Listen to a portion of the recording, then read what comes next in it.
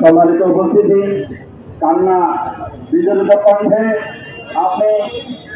আপনারা তার এই বক্তৃতা শুনলেন।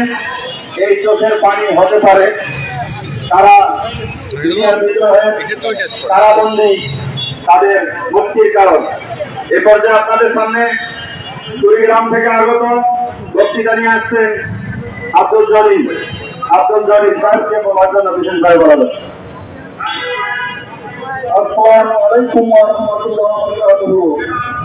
আলহামদুলিল্লাহ, যে মহান রব্বুল আলামিনের কাছে লাখ লাখ শুকরিয়া, যে মহান রব্বুল আলামিন যে আজ 5 তারিখ সমস্ত কুড়িগ্রাম বন্ধু বিভাগের যত বিদ্যার বিগ্রহের আত্মীয় স্বজন এখানে উপস্থিত হয়েছে, সবারই দিলের ভিতরে অনেক কষ্ট এবং দুঃখ নিয়ে এখানে এসেছেন।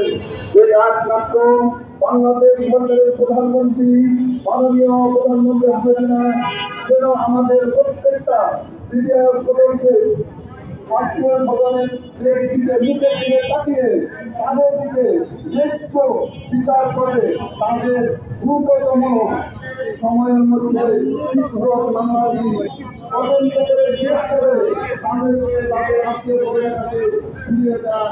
এই জন্য আমি প্রধানমন্ত্রী এবং আমরা যারা আমাদের ভাই, আমাদের বাবা, আমাদের কারণ থেকে অনেকেই মাত্র 3 মাস এবং 6 মাসে রয়েছে এবং অস্ত্র মামলায় তারা খালাস করেছে, কিন্তু 20 মামলা দিয়ে তাদেরকে এই 16 বছর জেলখানায় আটকে রেখেছে।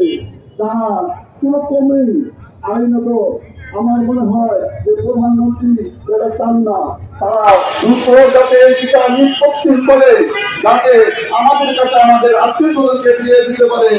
আমার